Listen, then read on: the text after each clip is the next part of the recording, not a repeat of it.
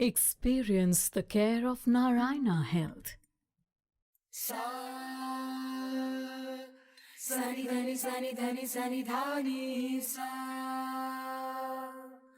सनि धनि सनि धनि सनि धानि सा। हेलो दोस्तों, welcome to Narayana health initiative let's talk health episode number 29। आज एक ऐसे टॉपिक पे हम बात करने वाले हैं जिसका शायद हम सबसे कभी ना कभी कुछ ना कुछ ताल्लुकात रहा ही है बचपन से लेके आज तक। वो है बैक पेन, या कि हमारी रीढ़ की हड्डी का दर्द या कमर का दर्द इसको हम कहते हैं। और आज इस बहुत ही इम्पॉर्टेंट टॉपिक पे बात करने के लिए हमारे साथ जुड़े हुए हैं डॉक्टर सेंथिल कुमार, जो head of department and senior consultant orthopaedics Dharamshila Narayana super speciality hospital से हैं, और specifically back pain, spinal injuries और स्पाइन के ऊपर थोड़ा एक खास रुचि रखते हैं। So doctor Senthil, welcome to the show let's talk health. Before we start the show, I want you to tell about yourself to the audience, please. I am Dr. V.A. Senthil Kumar. मैं यहाँ Dharamshila Narayana super speciality hospital Delhi में head of the department of orthopaedics and spine surgery, इस department का मैं भार संभाला हूँ। अभी जो भी बैक रिलेटेड प्रॉब्लम्स है या रीढ़ की हड्डी के सर्जरी वगैरह होता है, उसको हम लोग बहुत अच्छे तरीके से पेशेंट्स तक ले जाने में और उनको अच्छे आराम देने में हम पूरी कोशिश कर रहे हैं और अच्छे रिजल्ट्स भी मिल रहे हैं। थैंक यू डॉक्टर साहब। स्टार्ट करते हैं 5 questions towards better back health, that's what I would call. So what are the main common causes of back pain, and क्या बैक पेन की कोई अलग अलग क्लासिफिकेशंस होती हैं या अलग अलग टाइप्स होती हैं? तो उसके बारे में ज़रा हमारे ऑडियंस को बताइए। Commonest cause of back pen मतलब यानी हड्डी में, रीढ़ की हड्डी में दर्द का सबसे अधिक कारण जो है वो मसल स्पाज्म है। जो हमारी रीढ़ की हड्डी होती है वो एक हड्डी नहीं है, दो ये पूरे शरीर का भार संभालता है। वो एक हड्डी नहीं है, वो अलग अलग ईंट की तरह अलग अलग हड्डियों से बना हुआ है। 33 हड्डियाँ होती हैं, लास्ट 9 हड्डियाँ जुड़ी होती हैं और ये 23 हड्डियाँ अलग अलग होती हैं। और हर 2 हड्डी के बीच में एक डिस्क होता है जिसको शॉक ऑब्जर्वर के रूप में काम करता है। इसके कारण आपका फ्लेक्सिबिलिटी होता है रीढ़ की हड्डी में, बट स्ट्रेंथ भी होता है। इसको संभाल के रखने वाले लिगामेंट्स और मांसपेशियाँ, उसका भी बहुत इम्पॉर्टेंट उसमें अहमियत है, जो बैकबोन को सीधा रखता है।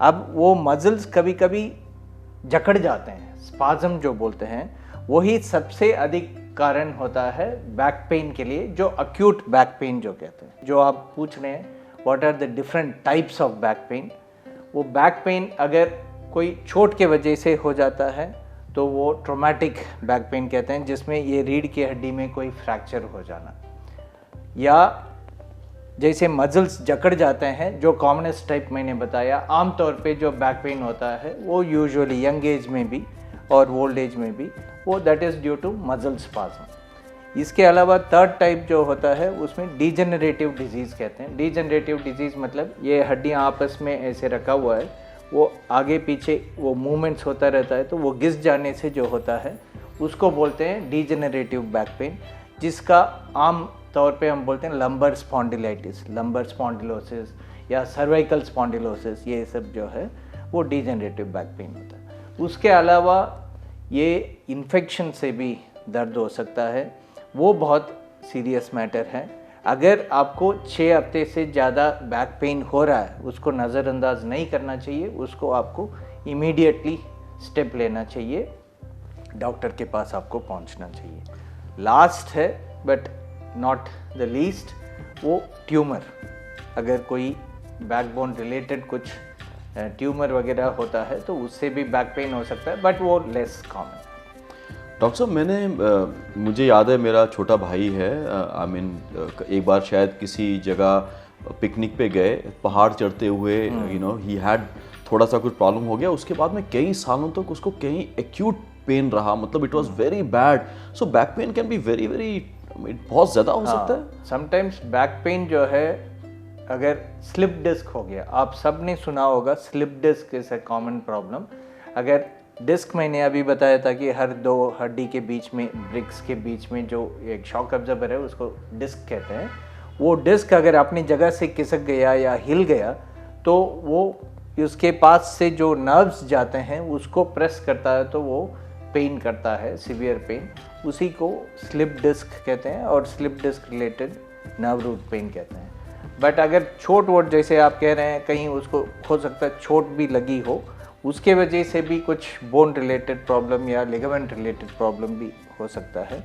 उसमें वो अगर नज़रअंदाज कर दिया तो वो क्रॉनिक भी हो जाता है, लॉन्ग टर्म। डॉक्टर साहब, एक वर्ड का यूज़ हम करते हैं आमतौर पे, कई लोगों को सुना है मैंने, सियाटिका पेन या सियाटिका। तो सियाटिका का बैक पेन के साथ या इंजरी के साथ या जो दर्द होता है उसके साथ क्या कोरिलेशन होता है, क्या चीज़ है सियाटिका? ये बहुत अच्छा सवाल पूछा आपने, क्योंकि बहुत पेशेंट्स आते ही बोलते हैं कि डॉक्टर साहब मुझे शायटिका पेन है क्या। शायटिका पेन वो पेन का नाम है जो कमर से लेके पैर तक, जैसे ताई के पीछे, अपना जांग के पीछे से होते हुए काफ, पिंडली तक जो जाता है पेन, समटाइम्स इवन तलवे में भी जाता है पेन, उसको शायटिका कहते हैं। शायटिका का मतलब है नस दबने से, कमर से जो नसें आप देख रहे हैं इसमें कि नर्व्स हर लेवल में निकल रहे हैं दोनों साइड। तो इस लोअर लंबर पोर्शन में नीचे वाला हिस्से से जो नसें निकलते हैं वो पैर के लिए ही निकलते हैं। वो अगर लेफ़्ट साइड का नस अगर यहाँ दब जाता है तो लेफ़्ट लेग में पेन होगा, अगर राइट साइड का नस दब जाता है तो राइट लेग में पेन होगा। और ये क्यों दब जाता है? It may be due to slip disc से डिस्क खिसक के नस के ऊपर जाके दबा दिया, या कोई हड्डी ही बढ़ गया और वो दबा रहा है, या मांसपेशियों से दब रहा है। इस कारणों से वो नस में सर्कुलेशन ब्लॉक, कंडक्शन ब्लॉक हो जाता है, तो वो पूरे पैर में ही दर्द करता है, उसको शायटिका कहते हैं। दोस्तों, डॉक्टर साहब ने शुरुआत की बैक पेन की क्लासिफिकेशंस, अलग अलग तरह की बैक पेन, और फिर शायटिका क्या होता है उसके बारे में बताना, और क्यों ये जो दर्द है ये कभी ना कभी हमारे पास साथ में ज़िंदगी में जुड़ा होता है। अगर आप डॉक्टर सेंथिल से कुछ और बातें करना चाहें, उनसे अपॉइंटमेंट लेना चाहें, वीडियो कंसल्ट करना चाहें, तो स्क्रीन के ऊपर जो QR कोड इस समय आप देख रहे हैं उससे आप NH केयर ऐप डाउनलोड कीजिए और उनसे अपॉइंटमेंट बुक कर सकते हैं, या www.narayanahealth.org पे जाके भी आप डॉक्टर सेंथिल कुमार से कुछ और बातें, कुछ सवाल, अपॉइंटमेंट लेके उनसे मिल सकते हैं या वीडियो कंसल्ट कर सकते हैं।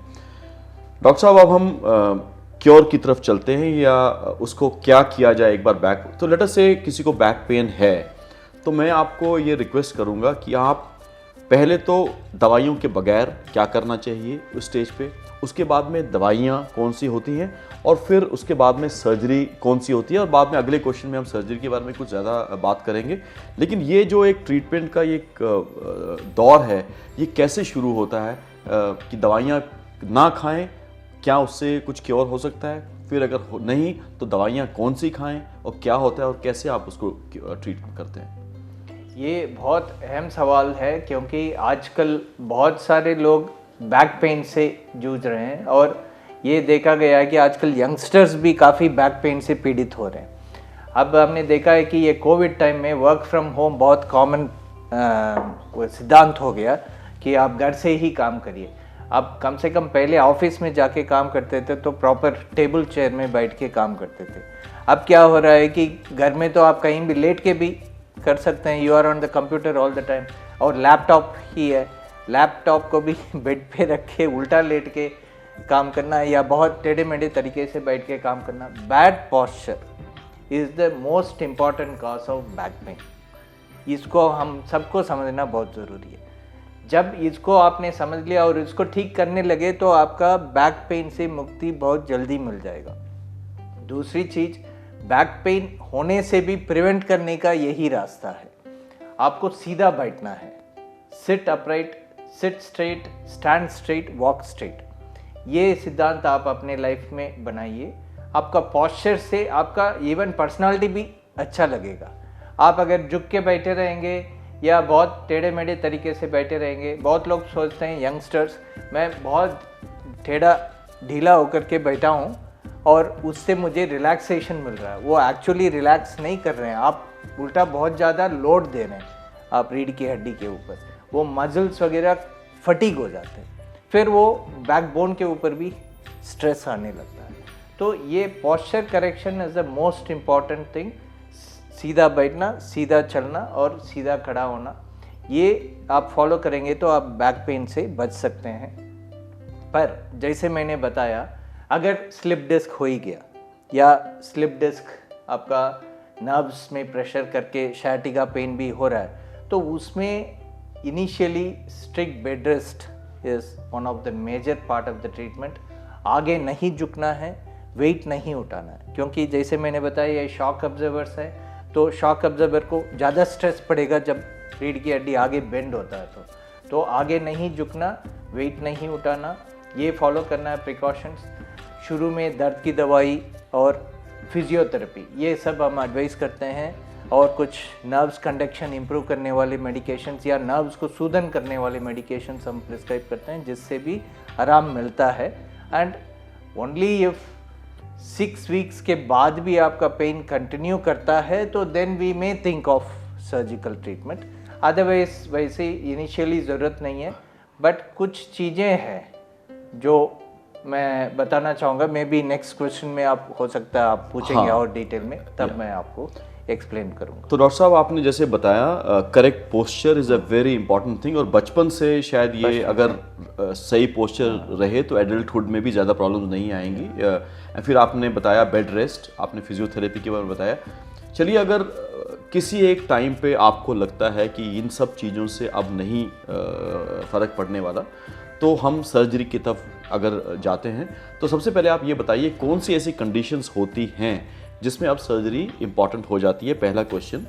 सेकंड ये क्वेश्चन है कि ये सर्जरी लोग जैसे ही बोलते हैं रीढ़ की हड्डी की सर्जरी, तो लोग थोड़ा डर जाते हैं, बट आजकल आप एक बहुत ही माहिर स्पाइन के और रीढ़ की हड्डी के सर्जन हैं, बैक के।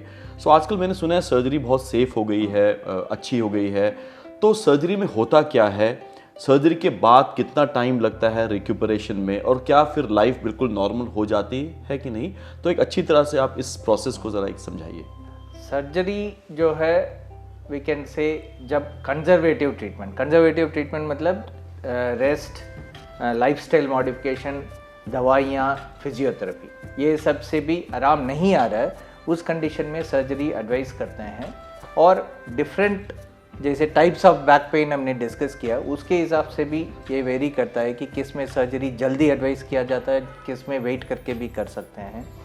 जो स्लिप डिस्क होता है या शायटिका पेन जिसके वजह से होता है, वो अगर 4-6 हफ्ते तक भी कंजर्वेटिव ट्रीटमेंट में रिलीफ ही नहीं आ रहा, पेशेंट अपने नॉर्मल एक्टिविटी नहीं कर पा रहा, पेन कंटिन्यूस हो रहा है, तो उसको सिंपल माइक्रोस्कोपिक डिस्केक्टमी या एंडोस्कोपिक डिस्केक्टमी से भी हम उसको ठीक कर सकते हैं। This is a very, we can say it's a small surgery.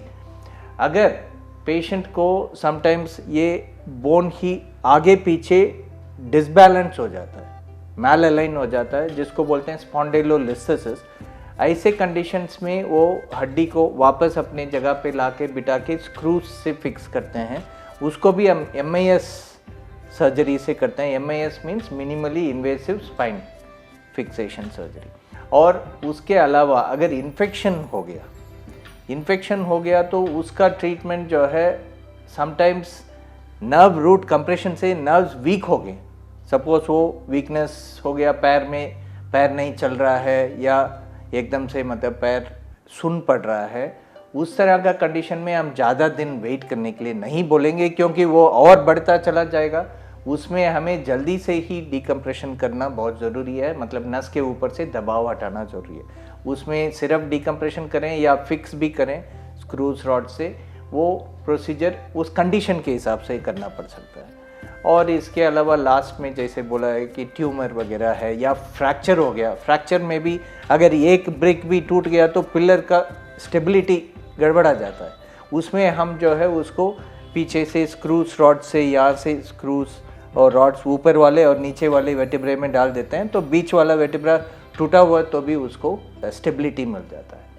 हम एक काइफोप्लास्टी करके भी एक प्रोसीजर करते हैं, जिसमें ओल्ड एज में सिर्फ आगे झुकने से भी वो हड्डी एकदम से कोलैप्स हो जाता है because of weakness of backbone. उसको ऑस्टियोपोरोटिक वर्टेब्रल कंप्रेशन फ्रैक्चर कहते हैं, वो VCF। और उसमें सिर्फ नीडल से ही या पीछे से हम स्किन में सिर्फ एक पंक्चर करके उसमें नीडल से लोकल एनेस्थीसिया में वो नीडल डालते हैं, उसके थ्रू बलून डालते हैं कैथेटर से, वो बलून से उसको फुला देते हैं, जो बोन कोलैप्स हो गया उसको फुला देते हैं और बलून को पिचका के निकाल देते हैं। फिर उस जगह पे जो कैविटी बना है उसमें बोन सीमेंट फिल कर देते हैं, वो भी नीडल के थ्रू ही। उसके वजह से patient immediately within 20 minutes patient उठ के बैठ पाते हैं, चल पाते हैं और सेम डे हम डिस्चार्ज भी कर देते हैं, चल के जा सकते हैं। इसको बोलते हैं balloon kyphoplasty under local anaesthesia. So इस तरह डिफरेंट वेराइटीज़ ऑफ सर्जरी है जिसमें ज़्यादा मल्टीपल लेवल अगर फिक्स करना पड़ता है डिजेनरेटिव स्पाइन डिजीजेस में, वो ओल्ड एज में होता है, उस कंडीशन में we may have to keep the patient for longer period of time like 3-4 days. So otherwise spine surgery डरने वाली बात नहीं है, आजकल काफ़ी डेवलपमेंट हो गया हर चीज़ में, उसी तरह स्पाइन सर्जरी में भी काफ़ी एडवांसमेंट्स आ गए हैं। सो डरने की बात नहीं है। दोस्तों, डॉक्टर सेंथिल ने जो आज हमें ये जानकारी दी, मुझे लगता है कई लोग जो सुनने वाले हैं उनके दिल में जो ये डर है स्पाइन सर्जरी का या बैक में, वो मेरे ख्याल से काफ़ी हद तक निकल गया होगा। आजकल की सर्जरीज बहुत ही सेफ, मिनिमल इन्वेजिव तरीके से, कई बार नीडल के थ्रू, कई बार बिल्कुल कम से कम कट लगा के, कम से कम दिन हॉस्पिटल में, कहीं तो डे केयर सर्जरीज हैं। और डॉक्टर सेंथिल तो ये सर्जरीज पता नहीं कितने सालों से करते आए हैं, is a expert in this surgery. So ये बहुत ही रीअश्योरिंग था डॉक्टर साहब आज जो आपने स्पेशली बताया, क्योंकि लोगों के मन में ये डर है कि बैक की सर्जरी कराना, फिर से बार बार जाना पड़ेगा, क्योर नहीं होता है, बट आपने ये बताया। मेरा लास्ट सवाल है, अब 5th क्वेश्चन, जो मैंने कहा 5 क्वेश्चन हम पूछते हैं, अगेन प्रिवेंशन की तरफ, क्योंकि prevention is our main motto, you know, so people remain healthy and live healthier lifes, और अस्पताल में ना आना पड़े। एक्चुअल में ये जो सीरियल बनाया था इसीलिए था। तो आपने पोस्चर के बारे में हमें बता दिया कि पोस्चर सीधा रखें। कुछ और आप बताइए प्रिवेंशन की तरफ, कुछ डेफिशिएंसीज, जैसे कई लोग कैल्शियम की डेफिशिएंसी होती है। हमारे इंडियंस में मैंने देखा है विटामिन D3 बहुत सारे लोगों में कम होता है। कहते हैं कि अगर वो लेवल कम होगा तो कैल्शियम एब्जॉर्प्शन नहीं होता, तो उससे भी क्या स्पाइन में कुछ प्रॉब्लम हो सकती है। और डाइट, कुछ प्रिवेंटिव हेल्थ चेकअप्स या कुछ ऐसी चीज़ें, एक्टिविटी या सेडेंटरी लाइफस्टाइल ना होना, कुछ ऐसी चीज़ें बताइए हमारे सुनने वालों को, ताकि जहाँ तक हो सके वो एक हेल्दी स्पाइन और बैक रख सके। इसमें क्या है, आप देखिए हमारे रीति रिवाज जो हमारे वो है, लेगेसी है या हमारा कल्चर है, वो हमेशा बताते आया है कि योगा करो, एक्सरसाइज करो। जो ऋषि मुनि पद्मासन करते हैं, जो योगा एक्सपर्ट्स जो पद्मासन करते हैं, वो बिल्कुल उनका स्पाइन स्ट्रेट रहता है और इतना बढ़िया, मतलब एक ग्रेसफुल पोस्चर अडॉप्ट करते हैं। अब क्या हो रहा है कि जब से हम वेस्टर्न स्टाइल टॉयलेट यूज़ करना शुरू किए हैं, तब से हम इवन ज़मीन पे बैठना भूल गए हैं। मैं I ask many of my children who come to my clinic, आप समटाइम्स इधर पेन हो रहा है, उधर पेन है, थोड़ा नीचे बैठ के दिखाओ, बैठ नहीं पाते हैं, वो स्क्वाटिंग नहीं कर पाते हैं, वो भूल गए हैं एक्चुअली। सो ये सब चीज़ें बचपन से ही हमें हमारे बच्चों को सिखाना बहुत ज़रूरी है। Sitting, squatting, sitting cross leg, ये सब चीज़ें बचपन में तो करना चाहिए। Number 2, diet. अभी क्या बोलते हैं आजकल के बच्चे, पेरेंट्स आते हैं बोलते हैं सर ये तो दूध पीता ही नहीं है, ये लड़की दूध दही बिल्कुल खाना नहीं चाहती है, बोलती है पसंद नहीं आ रहा है। अब कोक, इस तरह आर्टिफिशियल ड्रिंक्स ज़्यादा लेना चाहते हैं, वो वाला जंक फूड ज़्यादा लेना चाहते हैं। ये सब बोन्स को, रीढ़ की हड्डी को, सारे जॉइंट्स को कमज़ोर बना देते हैं। ये दूध दही और जो भी नट्स, ये सब जो रेगुलर व्यायाम करने का एक आदत बनाना चाहिए यंग एज से ही। जो morning walk, brisk morning walk करना अपराइट पोस्चर में, अगेन वहाँ पे अपराइट पोस्चर ज़रूरी है, उससे भी आपका बोन्स स्ट्रांग रहेंगे और हेल्दी रहेंगे। आपका brisk walking is a good exercise for backbone. वो इसलिए है कि आप जब सीधा चलते हैं तो आगे का मसल्स भी टाइट टोन में रहते हैं, पीछे का मसल्स भी टाइट टोन में रहते हैं, तभी जाके रीढ़ की हड्डी स्ट्रेट रहेगा। तो वो आप brisk walking and upright posture करेंगे तो ऑटोमेटिकली आपका muscles are also getting exercised. और स्पाइन एक्सरसाइजेस का बेस्ट तरीका ही ब्रिस्क वॉकिंग है। ये सब यंग एज से ही करेंगे और सेडेंटरी लाइफस्टाइल अवॉइड करें। और आपका डाइट में जब एज बढ़ जाता है तो you have to restrict your diet, maintain your weight, that is very important. और ओल्ड एज में osteoporosis is a big problem, उसके लिए भी आपको रेगुलर जो है ये एक्सरसाइजेस, गुड डाइट, उसके अलावा थोड़ा रेगुलर विटामिन डी सप्लीमेंटेशन बहुत ज़रूरी है। आपने बहुत सही बताया कि vitamin D is essential for absorbing calcium from the diet and also to deposit it in the bones. तो इसलिए vitamin D is very cheap, तो उसको जो है आप सप्लीमेंट बेसिस पे मंथली वंस एक सैशे या एक छोटी सी शॉट या एक कैप्सूल लेने से भी वो सफिशिएंट विटामिन डी दे देता है। वो आप रेगुलर बेसिस पे भी ले सकते हैं। You consult your doctor, otherwise also I will suggest कि आप थोड़ा सा पीरियोडिकली विटामिन डी लेते रहना बहुत ज़रूरी है अलॉन्ग विथ कैल्शियम। 45 ईयर्स के बाद लेडीज़ को और जेंट्स को दोनों को विटामिन डी और कैल्शियम रेगुलर सप्लीमेंटेशन बहुत ज़रूरी है to prevent osteoporosis and back related problems और bone and joint related problems. भाई और बहनों, आई थिंक हमें डॉक्टर सेंथिल से बेटर डॉक्टर इस जानकारी देने के लिए नहीं मिले होंगे। स्पेशली उन्होंने जैसे आखिरी क्वेश्चन को आंसर किया, एक डॉक्टर होते हुए जो एक प्राइवेट हॉस्पिटल में हेड ऑफ डिपार्टमेंट है, कि वो चाहते हैं कि लोग प्रिवेंशन की तरफ जाएं ताकि बैक पेन हो ही ना। उन्होंने बैक पेन के बारे में शुरू से हमें समझाया, शायटा के बारे में समझाया, डाइट के बारे में, पोस्चर के बारे में, विटामिन डी सप्लीमेंट्स के बारे में, कैल्शियम के बारे में, और सर्जरी के बारे में सबसे बड़ी बात बताई कि किस तरह से आजकल एडवांसमेंट्स हो गई हैं सर्जरी में, ताकि सर्जरी बहुत ही सिंपल हो गई है, सेफ़ हो गई है और आप जल्दी घर जा सकते हैं। अगर डॉक्टर सेंथिल से आप फिर से बात करना चाहें, अपॉइंटमेंट लेना चाहें, तो www.narayanahealth.org पे जाके डॉक्टर सेंथिल से आप अपॉइंटमेंट ले सकते हैं, उनसे बात कर सकते हैं, वीडियो कंसल्ट कर सकते हैं, या हमारा NH केयर ऐप डाउनलोड करिए और वहाँ से भी आप डॉक्टर सेंथिल से बात कर सकते हैं। Doctor Senthil, I couldn't be more thankful to you. बहुत ही अच्छी तरीके से आपने आज रीढ़ की हड्डी के बारे में बताया।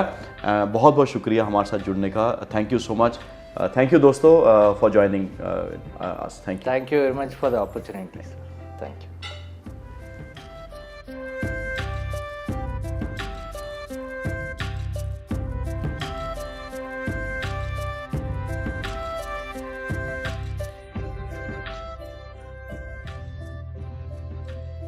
Experience the care of Narayana Health.